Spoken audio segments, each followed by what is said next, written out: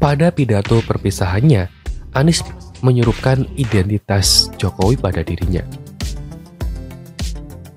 Dilalahnya tanggal 16 Oktober 2022 itu, kok ya jatuhnya hari Minggu. Mau tidak mau fakta ini mempercepat Anies untuk segera mengemas barang-barang pribadi dan mengosongkan ruangan di hari Jumat.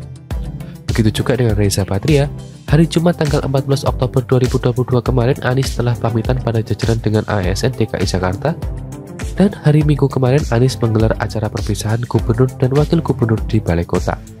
Dari pantauan program Breaking News Kompas TV, pada acara perpisahan Anies itu nampak warga DKI terlihat memadati area halaman Balai Kota DKI Jakarta. Pada video-video yang sekarang beredar di Jagadmaya, penampakan kerumunan dan kepadatan warga Jakarta yang turun ke jalan untuk melepas sang gubernur yang 5 tahun dipilih dengan menggunakan ayat dan mayat. Tak ubahnya seperti melihat unjuk rasa 212 yang sukses memutihkan Jakarta, tapi kerumunan warga Jakarta kali ini berbeda kostum dan tajuk rencana. Mantan Gubernur Anies Baswedan menyampaikan pidato perpisahannya dan teriakan presiden dari warga-warga yang hadir kali terdengar saat Anies sedang berpidato. Pidato Anies tidak memandang hanya sekitar 10 menit, tapi 10 menit yang cukup menghipnotis. Keahlian Anies menata kata benar-benar dimaksimalkan. Pada pidatonya Anies menyinggung soal capaian selama 5 tahun menjadi gubernur. Anies tak merinci apa aja prestasinya, tapi dia mempersilahkan warga untuk melihat langsung hasil kerja Pemprov DKI Jakarta. Tak perlu dikatakan dalam pidato ini, lihatlah kenyataan yang ada di Jakarta. Tunjukkan di sana kenyataan. Kita tidak mengirimkan pernyataan, kita kirimkan kenyataan, kata Anies Baswedan. Asli, akui saja, kalimat Anies memukau karena indah pernyataan-pernyataan. Jarang saya menemukan kalimat yang memadupadankan dua kata yang sama. Hanya beda awalan saja tapi memiliki arti dan makna yang sangat berbeda. Pernyataan dan kenyataan itu kan artinya sama dengan menata atau juga kata kerja. Dan Anies sedang mengatakan pada warga yang hadir kalau dirinya tidak pernah menata kata tapi kerja. Lalu teriakan presiden pun terdengar.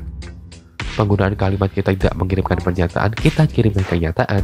Di atas itu cukup membuktikan bahwa Anies tak hanya menjadi identitas Jokowi, tapi Anies sudah menggunakan identitas Jokowi yang tak banyak kata dan hanya kerja.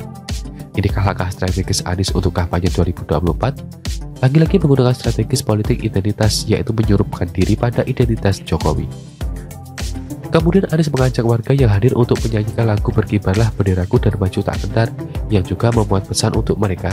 Selama 5 tahun menjabat sebagai Gubernur Jakarta, Anies selalu tampil dengan kesan sebagai musuh bersama bangsa Indonesia.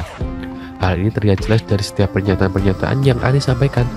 Selama 5 tahun pula Anies sibuk membuktikan dirinya setelah bekerja tanpa merinci apa yang sudah dia kerjakan.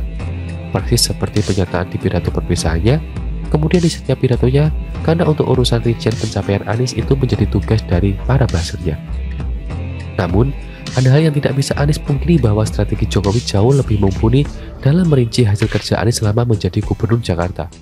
Rentan waktu 2 tahun sampai tiba di masa Pilpres 2024, Presiden mendapatkan sahabat mantan Gubernur Jakarta yaitu kalah dengan ayat dan mayat. Untuk tentunya, Presiden Jokowi hanya memberikan 3 arahan. Arahannya sekaligus menjadi penilaian Presiden atas pekerjaan-pekerjaan yang gagal Anies lakukan, yaitu 1. Penanganan banjir, 2. Penanganan tata ruang, 3. Penanganan kemacetan lalu lintas. Saya menebak pasca lengser dan status sebagai mantan gubernur, jangan kaget jika Anies memperlihatkan tanda-tanda akan bersikap seperti SBY yang sejak lengser kerjanya mengkritik Jokowi, membanding-bandingkan hasil kerja dia tentunya dengan tapi serasa paling sukses, bahkan mungkin ikut ngatur-ngatur.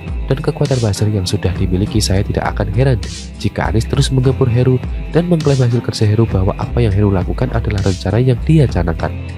Bisa jadi Anies juga akan mengatakan di sela-sela kampanye Pilpres 2024-nya bahwa pejabat Gubernur Jakarta hanya akan tinggal gunting pita karena proyek-proyek berhasil dirampungkannya sudah mencapai 70% bahkan 90%.